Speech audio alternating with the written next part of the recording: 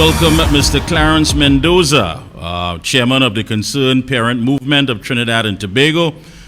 Special good evening, welcome to The Observer, and I hope you're staying safe and all is well with you. How are you? I'm doing fine, Mikey, and good afternoon to your listening audience throughout Trinidad and Tobago and the wider world. Okay. Last Saturday, April 23rd, the National Parent Teacher Association, I believe, held its executive elections. Is that correct? That's correct. Right. And there seem to be some issues where some are saying there's no accountability, no transparency, no ethics, several issues as far as refunding of monies from the 2020 elections. And I mean, the list goes on and on. Mr. Mendoza, tell me, what exactly is happening and how did it get here? Well, Mikey, let me start from how did we get here? On October 5th, 2019, a motion was moved to remove the sitting executive. And we must understand that on October 5th, 2019, the executive was preparing for a national executive election, which was carded the following month, which was November. During that process, a motion was moved, it carried, and all executive members were so-called removed by the coup. We call it a coup from then on. An interim committee was set up at that General Council meeting, comprising of all presidents and secretaries of each region. No head of that committee was chosen, and all heads was one. Fast forward to December 2019, at a so-called General Council meeting, the members had asked the General Council by way of a motion that an election committee be put in place to conduct the affairs of the elections. It was put to a vote, it passed, and an election committee was set up. A chairman was elected, Mr. Mikee K, and committee members for that election committee. During the process of the election committee preparing for an election date, which was set at January 18, 2020, there was a lot of confusion with the interim committee members interfering with the works of the election committee. The chairman subsequently resigned from the elections committee, along with 2 or 3 other members of that election committee. Okay. I myself, after having seen what was taking place, would have contacted my attorneys and filed for that election not to take place, so to speak. So the injunction was filed, the election was cancelled, and we went before the court. March 4th, I want to believe, 2020. We went before Justice Mohammed.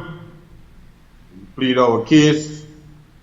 Justice Mohammed would have advised us to prepare an election policy handbook and return to the court.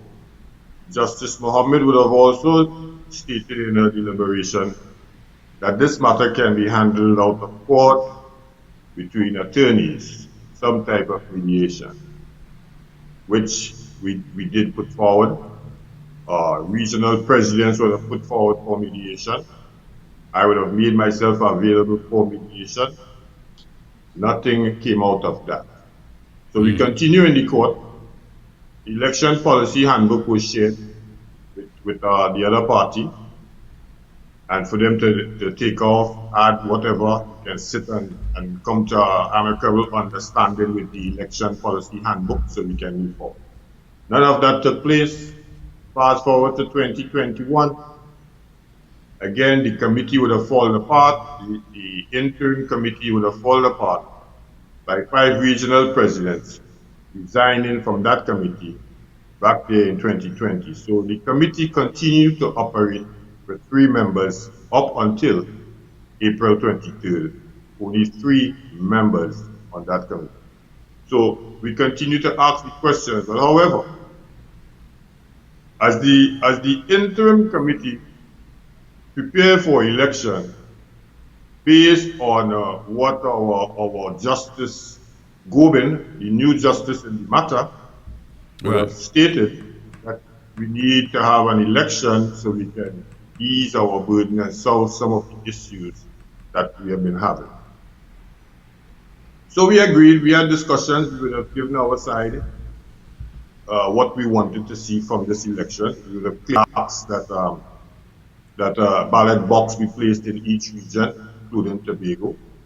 If not, we ask that a ballot box be placed in Tobago, Port of Spain, South, and East. We also ask, if that is not the case, that a central location be used to have the elections instead of Valencia, where it's a disadvantage that members coming far away and see just Point Forte and Moruga, especially down in the south area. That was not granted. Nothing we asked for was granted. So we went on, we said we're not going to stop the elections from moving forward. In the best interest of our children here in Trinidad and Tobago, we was going to move forward. By moving forward, we would have prepared ourselves for an election, which is the A team. We have a slate of 13 members who was willing to vie for the positions on the national executive. We would have started our campaign in February of 2022. And it's all in the media. We would have had the date of April 30th for the elections. The date will subsequently change to the 23rd of April. We acknowledge that, and we continue to proceed, wanting this election to take place free and fair. On the 22nd of April, the day before the elections, my regional president, acting president, Mr. Jason Greenwich, would have made it clear by way of a letter from the interim committee that 19 members of the Victoria region, including 12 coordinators and 2 schools, were removed from the list of voters that he would have submitted for Victoria region. Go ahead. Having seen that, yes, sir. Go ahead. No, you go ahead. Go ahead. Okay. Having gotten that note on the night of the 22nd, we continued to journey to Valencia. Everyone was going to Valencia. We don't care how far it was. We were maxi, taxis. Everybody would have been in their vehicles, and we went to Valencia.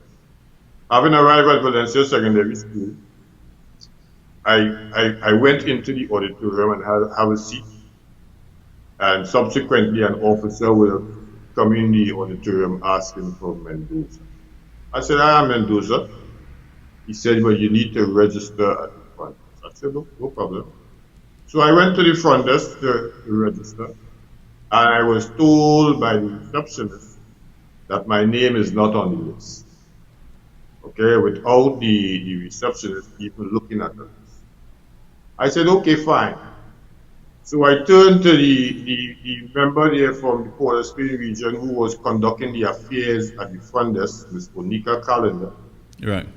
And I asked her, what's the reason my name is not on the list? And she told me, you are one of 13 members before the court, so you cannot take part in the election. So I said, okay.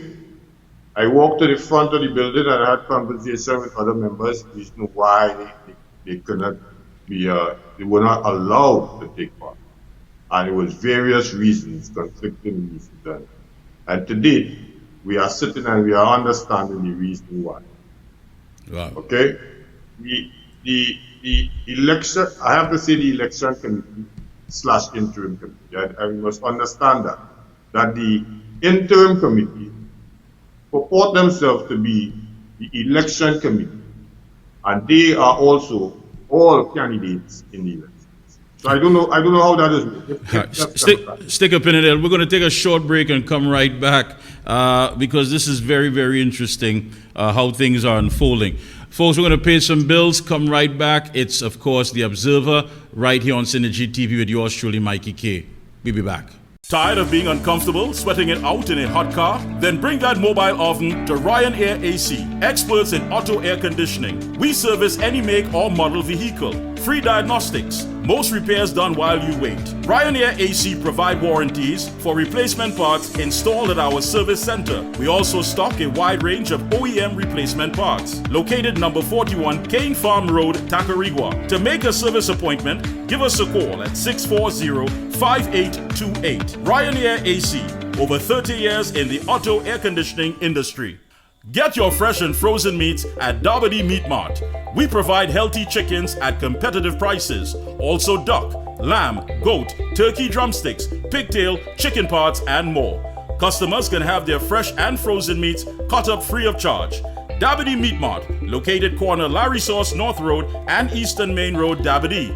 Open Wednesday to Saturday from 7 a.m. to 4 p.m. and Sundays from 7 a.m. to 12 noon. You can place your pickup orders by calling 642-2287. We adhere to all COVID protocols for the safety of you and your loved ones. Looking to upgrade or purchase a new computer? Then visit Cyrus Technology, located number 83 Arima Old Road, Aruca. Cyrus Technology also carries a large stock of computer parts, such as hard drives, optical drives, video cards, monitors, desktops, power supplies and cases, and much more. Cyrus Technology for computer parts, new computer sales and services. Give us a call at 646-3741 or 681-8762 or email us at cyrustech@hotmail.com.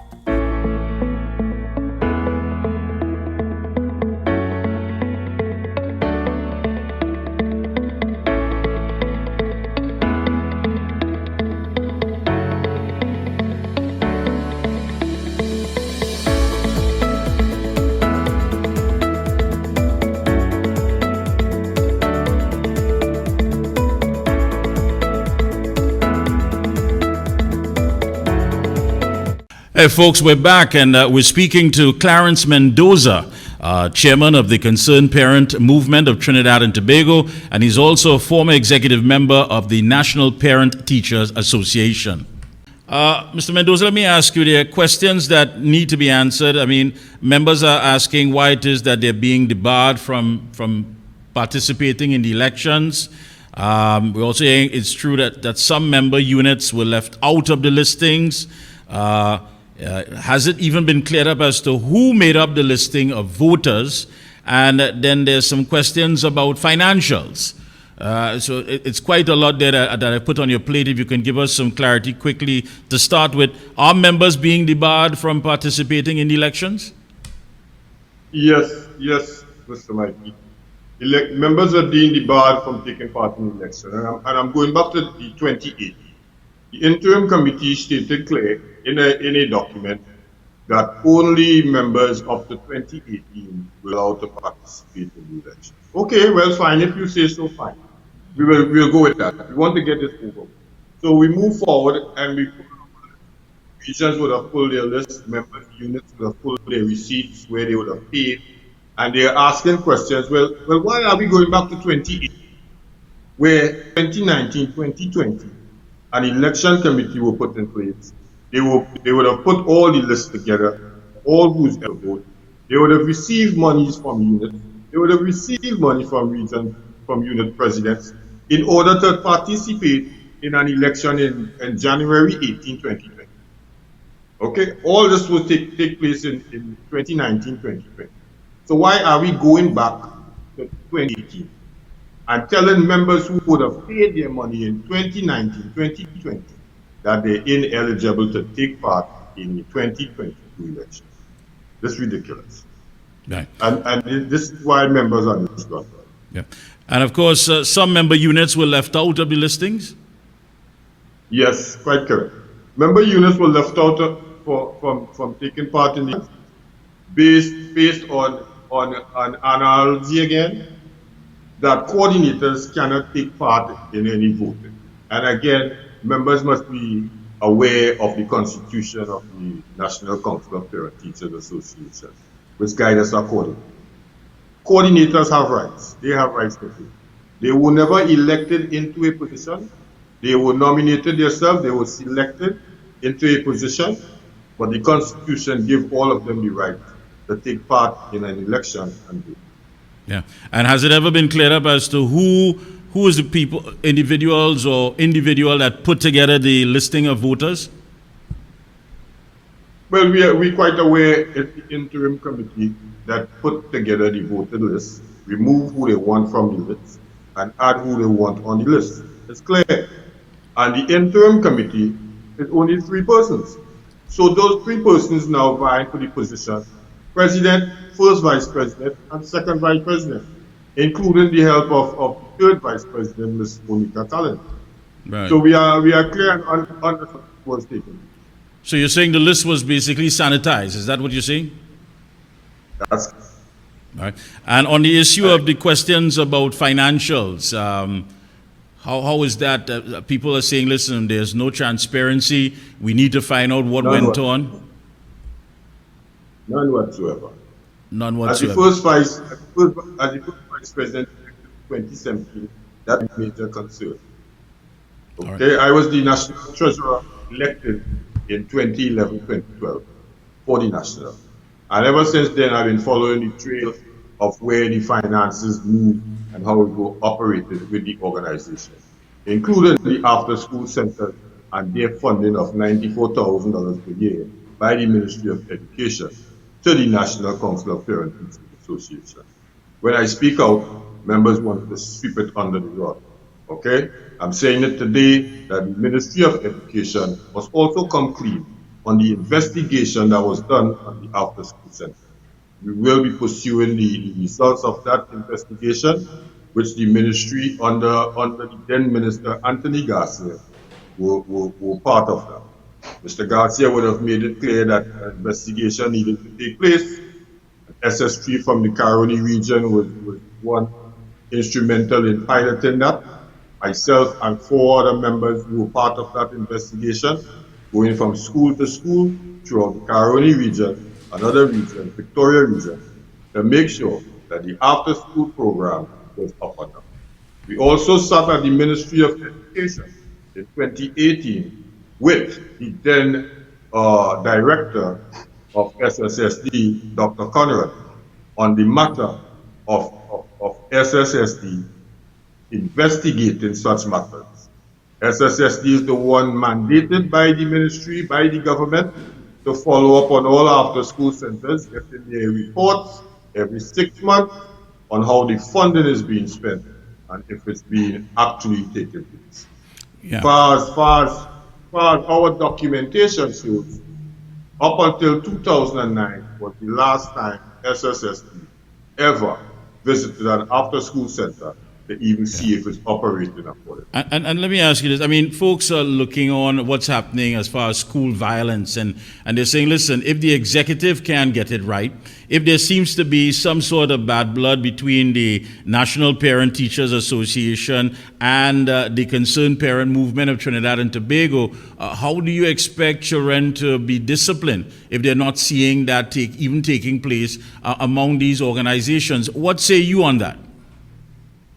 Well, I wouldn't say it's bad blood between the organization and the Concerned Parent Movement, because the Concerned Parent Movement is fairly new. And we are very active with all our children and families. We've been created for the holistic development of all families, which include unemployment, housing, and works. The NPT does none of that. So when we speak now, we speak it basically on the education of our children, the welfare, the safety of our children as we speak now. This is what's happening in our country, and I continue to speak out on the abuse. I've asked the Ministry of Education to look at mental health of our children and use this period between April and June for mental health awareness, and even go so far as hiring on contract social workers to work with our children for the next 3 months and let school come full-fledged come September. We are seeing what's taking place with the violence out here. Whether it's true or false, we must have a hear. We must let our children also come out and speak to the adults and let us know how they feel, why they're acting the way they are. No one is speaking to them. We must speak to them and hear what they have to say. All right. Any closing comments? And hopefully this can be rectified. I mean, in the interests of the major stakeholders who are the students, the children, the future of this country. That's correct. Any closing comments on this? Well, my closing comment will be to the other party, the side that's sitting in the seat now to be the national executive. And I'm saying to them, they are coming out in the media and they are making derogatory statements about what took place on April 25th. And if you are making derogatory statements now, we must be careful. The children are listening. The police service would there. They are careful. And we must be careful of what we are saying coming out in the media. We should be having discussion on what's taking place within the society and not what took place at Valencia. We should be looking, if we want to discuss that, there's a process or mediation can take place. But we are optimistic that what took place at Valencia will be out the window. All right. Thank you so much, Mr. Mendoza. And again, I wish you and your organization all the best and have this rectified. Again, we're seeing what's taking place in the schools, and we need these things to be addressed. All the best to you and your members. Thank you so much. It's been a pleasure. Thank you, Mr. White. You have a pleasure. Thank you. Hey, folks, we'll be right back. Tired of being uncomfortable, sweating it out in a hot car? Then bring that mobile oven to Ryan Air AC, experts in auto air conditioning. We service any make or model vehicle. Free diagnostics. Most repairs done while you wait. Ryan Air AC provide warranties for replacement parts installed at our service center. We also stock a wide range of OEM replacement parts. Located number 41 Kane Farm Road, Tacarigua. To make a service appointment, give us a call at 640-5828. Ryan Air AC, over 30 years in the auto air conditioning industry. Get your fresh and frozen meats at Dabadi Meat Mart. We provide healthy chickens at competitive prices. Also duck, lamb, goat, turkey drumsticks, pigtail, chicken parts, and more. Customers can have their fresh and frozen meats cut up free of charge. Dabadi Meat Mart, located corner Larry Sauce North Road and Eastern Main Road, Dabadi. Open Wednesday to Saturday from 7 a.m. to 4 p.m. and Sundays from 7 a.m. to 12 noon. You can place your pickup orders by calling 642-2287. We adhere to all COVID protocols for the safety of you and your loved ones. Looking to upgrade or purchase a new computer? Then visit Cyrus Technology, located number 83 Arima Old Road, Aruca. Cyrus Technology also carries a large stock of computer parts, such as hard drives, optical drives, video cards, monitors, desktops, power supplies and cases, and much more. Cyrus Technology for computer parts, new computer sales and services. Give us a call at 646-3741 or 681-8762 or email us at cyrustech@hotmail.com.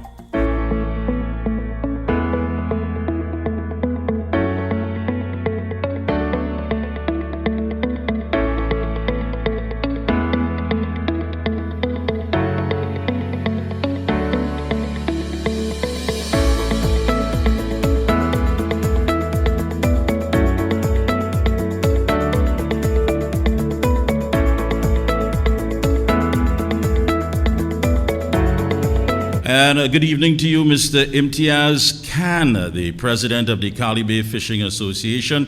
Hope you're staying safe, and welcome to The Observer.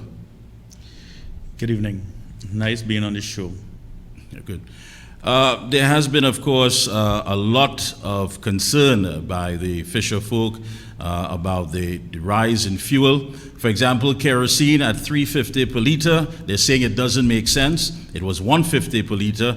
Small containers that used to fill for $50 now cost more than $100. And of course, you also have other expenses such as oil, rope, net, engines, and that in itself they've all had an increase in price.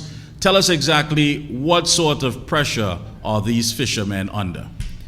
Well, the fishing industry have a lot of challenges, and this fuel increase just add to the different challenges. Well, the fisher folks, we use the most fuel in a day. For the least, we burn 160 liters in going out to fish, and there are a lot of reasons why we burn that amount. And in terms of the diesel, with the boats in Orange Valley, And these guys starting to revert to kerosene to bring down the cost. And it's been quite 100%, more than 100% increase in the price of kerosene. That is unbelievable. Because in terms of fishing, they say, the fisherman say every day is fishing, not every day is catching. So, sometimes you go, you put out your expense to go to fish, you don't come back with anything.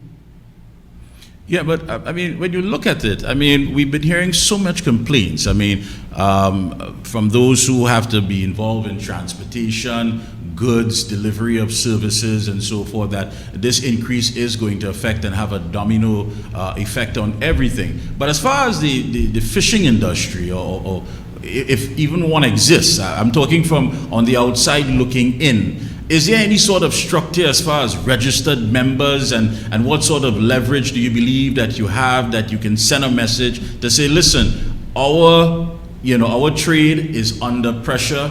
We are under a lot when it comes to this economic stress. What exactly do you have, if any, as far as an industry? Well, we have the fisheries division that accumulates the data in terms of what's happening in the industry. With what's been happening, I sent a little clip to the director of fisheries explaining to her the costs and the astronomical costs in terms of fuel. Because before the closure of Petrotrin in 2018, we used to pay $560, $580 with oil for 160 liters of fuel to go to fish. So currently, that cost is going up there around $1,500. That is just fuel. Fishermen need fuel. They need transport to get the engine to the vessel.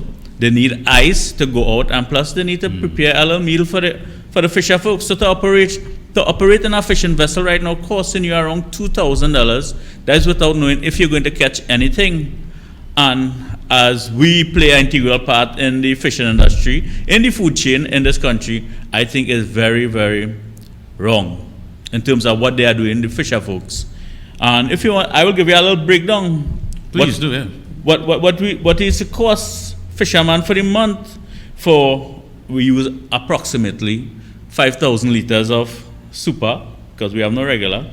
It used to cost, before the closure of Petrotrin, $12,400. Currently, with the increase, that cost is $28,000. It's $15,600 more on fuel for pirogues to operate a pirogue. $15,600 more. That is actually money out of the fisherman's pocket, because on average, that would be the 3 men who work in this boat, the salary. And that is the fillet fishing. On the seine fishing, it will be 8 men plus the captain on the vessel. That is, you take about $1,900 out of everybody's pocket here. So the cost to fish, I sometimes I don't have words, because we now come out of this pandemic. We in the midst of the pandemic. Sorry, we ain't out yet. Right. And the roadmap says food security was key. And this is what they're doing to the fisher folks in this country. It's unbelievable.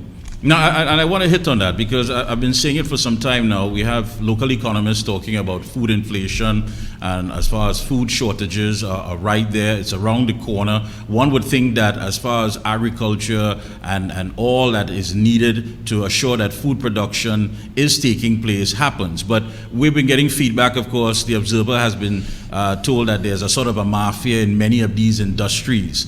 A mafia that is the controlling factors, who eats, who survives, who is able to ply their trade. Yeah. What sort of, should I say, interaction you personally and members of your organization have had with individuals who have been demanding that anything that takes place must be done under their control?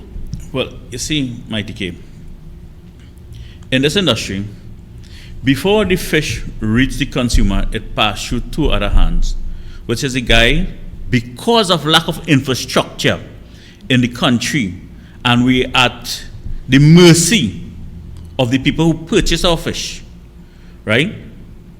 It has created a lot of pressure, because, I want you all to know that since 2018, when this increase happened, fish price didn't increase on the road.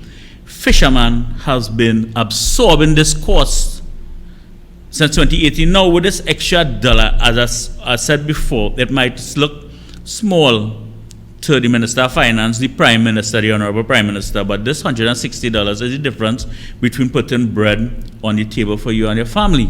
You know, as small as it will look, because the fisher folks, and just to make on another note also, in the Orange Valley area, we also use diesel. Okay. And class some of these guys started to use kerosene. Started to use kerosene. The cost, the inflated cost with the 5 fuel increase to these guys also. What is the cost for the trawlers for the month was $7,200. The small one, Mikee K, that hasn't been inflated by $11,500 per month. The bigger trawlers, the cost used to be $34,000. You know what the man cost is right now? $90,000 in fuel. Wow.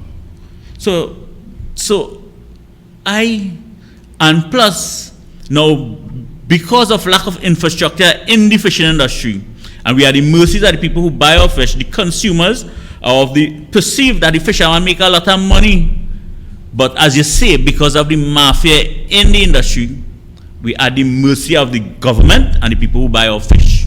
All right. We're going to take a short break and come back. Let's pay some bills. And we're talking to Mr. Imtiaz Khan, who is the president of the Kali Bay Fishing Association. I've got some questions to pose to him because food production must and has to be a priority. We'll be right back.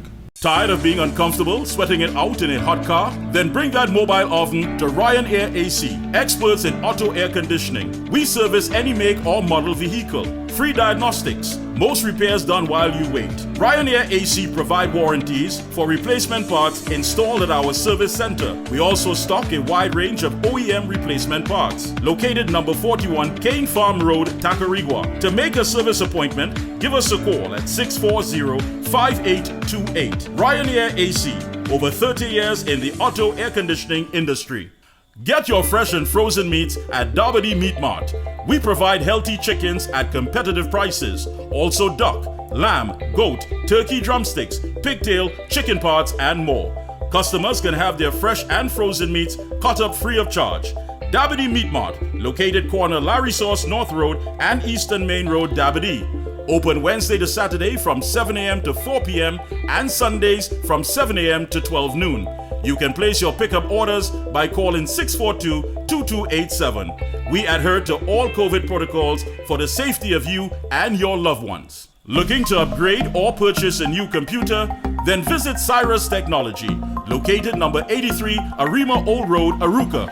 Cyrus Technology also carries a large stock of computer parts, such as hard drives, optical drives, video cards, monitors, desktops, power supplies and cases, and much more.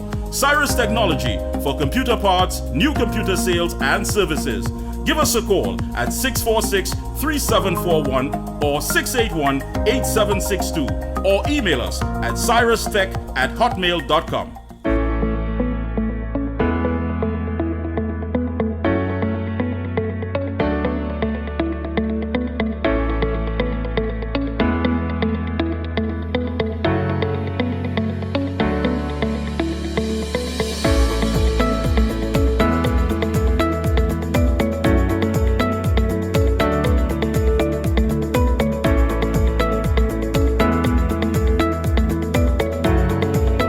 All right, folks, we're back, and welcome once again right here on The Observer with yours truly, Mikee K, and we're speaking to the president of the Kali Bay Fishing Association, Mr. Imtiaz Khan. Mr. Khan, you mentioned about, as far as when I spoke about the mafia, that you are at the mercy of certain factors.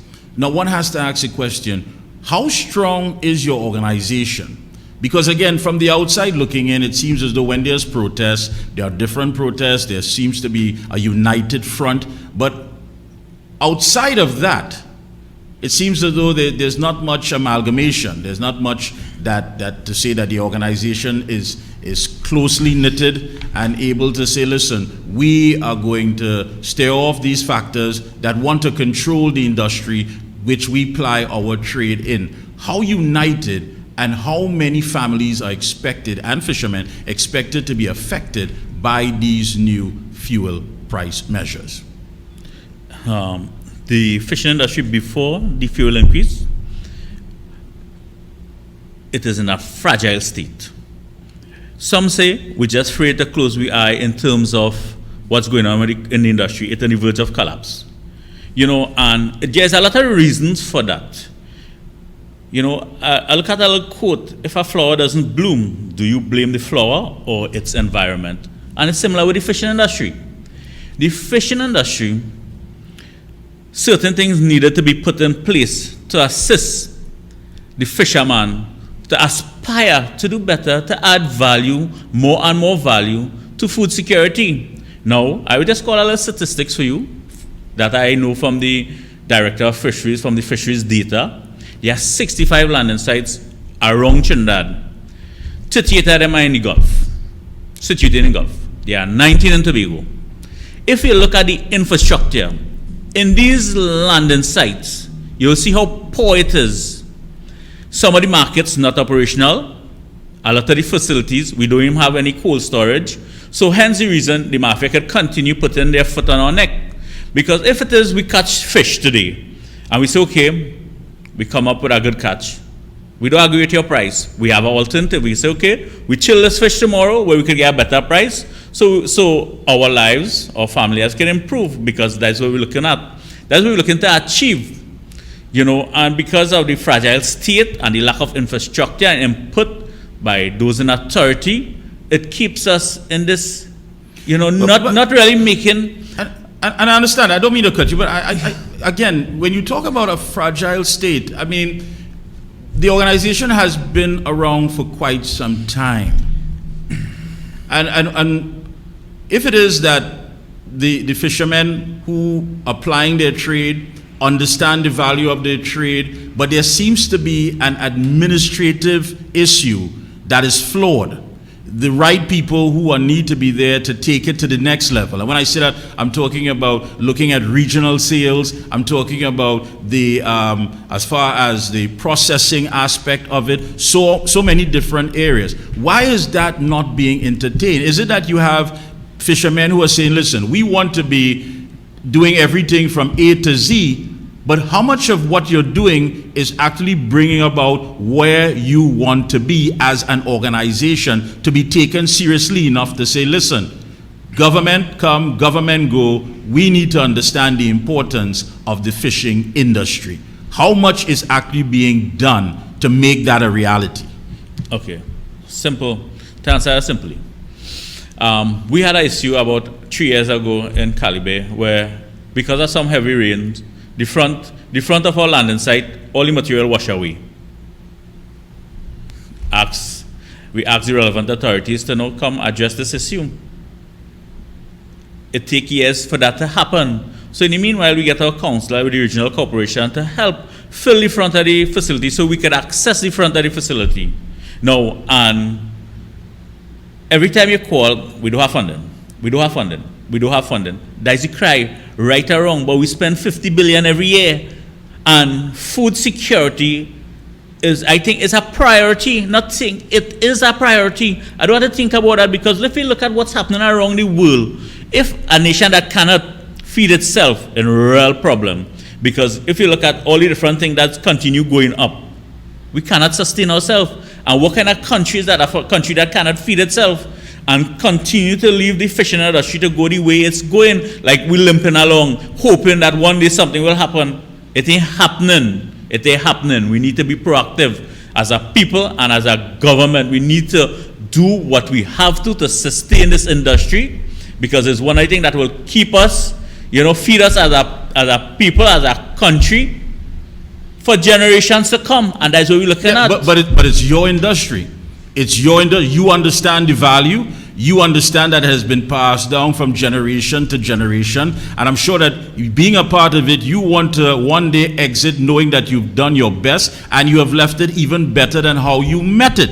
I am quite sure about that. But when you're talking about oil and rope and net and engines, and you have to be at the mercy of the people to access that, the question I'm putting to you is, when is the fishing industry going to have their own whether it be warehouse space, retail space, that you can actually go and access these things as a fisherman at a price that you can afford and not be at the mercy of anyone that you're conducting business with?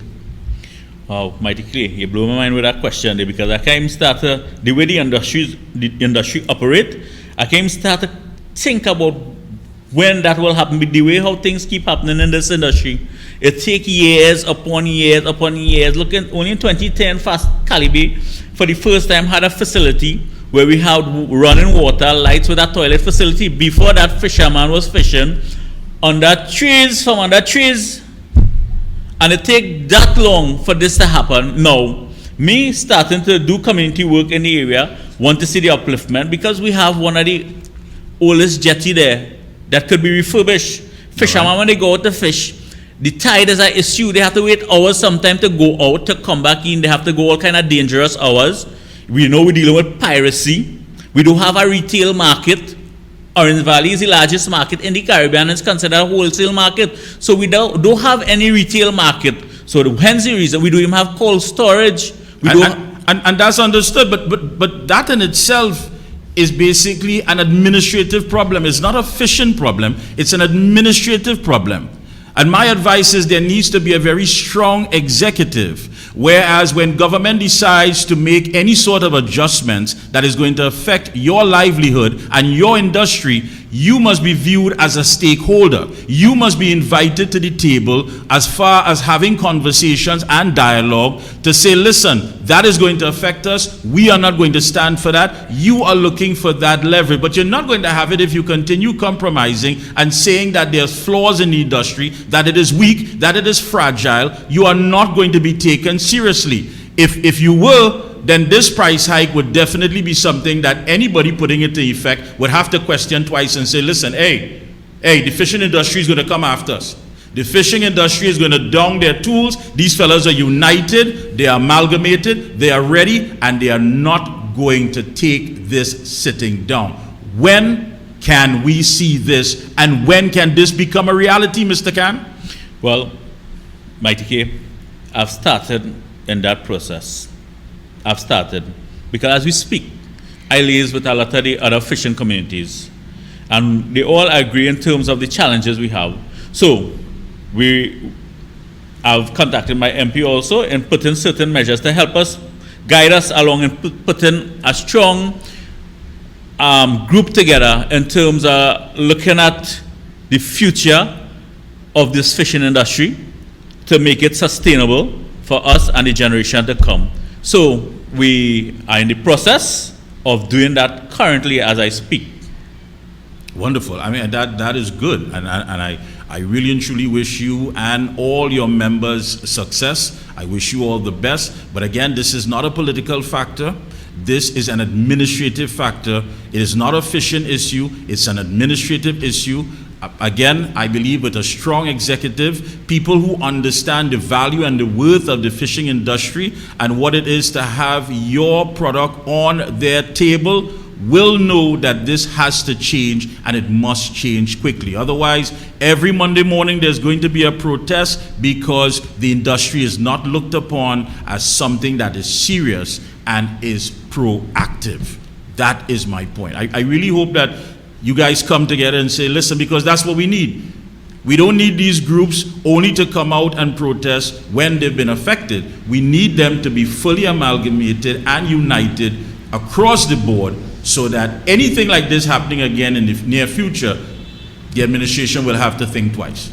They will have to. Because you're talking about piracy. That I know is a problem. And as well, the issue of when fishermen are stressed out, when they're fed up, when they've had enough. Some, as you know, may take a chance at narco trafficking because they have to eat, they have to live, they must feed their family. And this is not what they signed on for. Their father was fishing, their grandfather was fishing, it has been passed on to them, but now we need to make the administration and everyone else understand that this is a very serious industry. Agreed? Agreed. Right. And I'm sure your first step getting in there is to bringing everybody together because there are issues across the board. Yep, across all ports, everyone. We have issues. And right now, if you're talking to your fellow members, what would you want to tell them? Because you understand now that you need to have that leverage in order for your industry to have the growth that is required. So my appeal is to all the fisher folks around this country. You know, we have all the different challenges in terms of security, what happens when we bring our fish to shore, and the price at the pump currently as we speak. So the industry right now, we need to be a united front. We need to come together and tell those in authority, whoever it may be, that this is what we are looking for this industry to take it into the third and fourth generation. Because the way we go in, with what's been happening in the Gulf, and the Gulf is deemed the nurseries, the fisher folks, you all know that. Last year, the spill, what's happened? That is on our fertile fishing grounds. In 2018, things continue to happen in the Gulf. They ignore us, they push us aside. You know, all they say, they make statements. When are we going to make? We need to make a statement to those in authority, whoever it may be, because our families, our livelihood is at risk.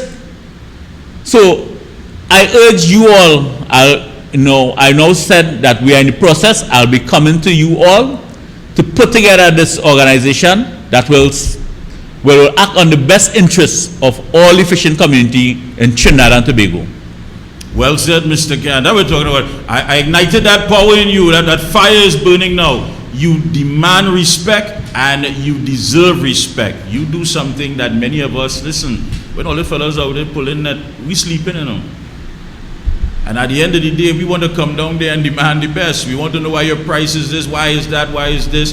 Because at the end of the day, you are definitely doing something when it comes to ensuring that we have a good food basket here in this country.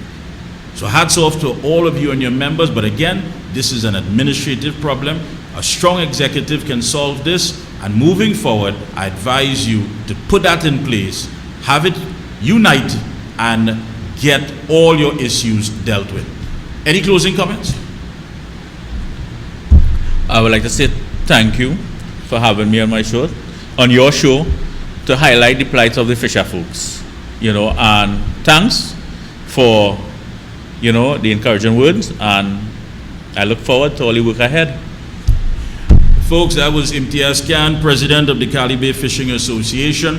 We're going to take a short break and come right back. It's The Observer with yours truly, Mikee K. Stay locked on. Tired of being uncomfortable, sweating it out in a hot car? Then bring that mobile oven to Ryan Air AC, experts in auto air conditioning. We service any make or model vehicle. Free diagnostics. Most repairs done while you wait. Ryan Air AC provide warranties for replacement parts installed at our service center. We also stock a wide range of OEM replacement parts. Located number 41 Kane Farm Road, Tacarigua. To make a service appointment, give us a call at 640-5828. Ryan Air AC, over 30 years in the auto air conditioning industry. Get your fresh and frozen meats at Dabadi Meat Mart. We provide healthy chickens at competitive prices. Also duck, lamb, goat, turkey drumsticks, pigtail, chicken parts, and more. Customers can have their fresh and frozen meats cut up free of charge. Dabadi Meat Mart, located corner Larry Sauce North Road and Eastern Main Road, Dabadi. Open Wednesday to Saturday from 7 a.m. to 4 p.m. and Sundays from 7 a.m. to 12 noon. You can place your pickup orders by calling 642-2287. We adhere to all COVID protocols for the safety of you and your loved ones. Looking to upgrade or purchase a new computer? Then visit Cyrus Technology, located number 83 Arima Old Road, Aruca. Cyrus Technology also carries a large stock of computer parts, such as hard drives, optical drives, video cards, monitors, desktops, power supplies and cases, and much more. Cyrus Technology for computer parts, new computer sales and services. Give us a call at 646-3741 or 681-8762 or email us at cyrustech@hotmail.com.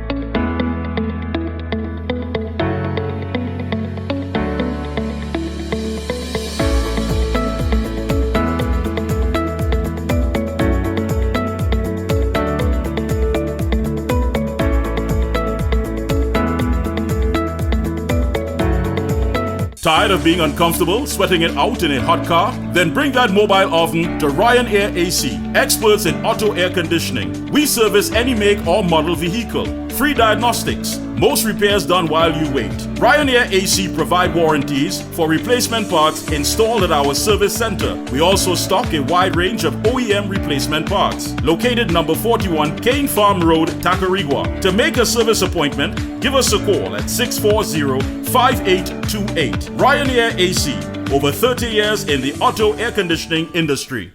Get your fresh and frozen meats at Dabadi Meat Mart. We provide healthy chickens at competitive prices. Also duck, lamb, goat, turkey drumsticks, pigtail, chicken parts, and more. Customers can have their fresh and frozen meats cut up free of charge. Dabadi Meat Mart, located corner Larry Sauce North Road and Eastern Main Road, Dabadi. Open Wednesday to Saturday from 7 a.m. to 4 p.m. and Sundays from 7 a.m. to 12 noon. You can place your pickup orders by calling 642-2287. We adhere to all COVID protocols for the safety of you and your loved ones. Looking to upgrade or purchase a new computer? Then visit Cyrus Technology, located number 83 Arima Old Road, Aruca. Cyrus Technology also carries a large stock of computer parts, such as hard drives, optical drives, video cards, monitors, desktops, power supplies and cases, and much more. Cyrus Technology for computer parts, new computer sales and services. Give us a call at 646-3741 or 681-8762 or email us at cyrustech@hotmail.com.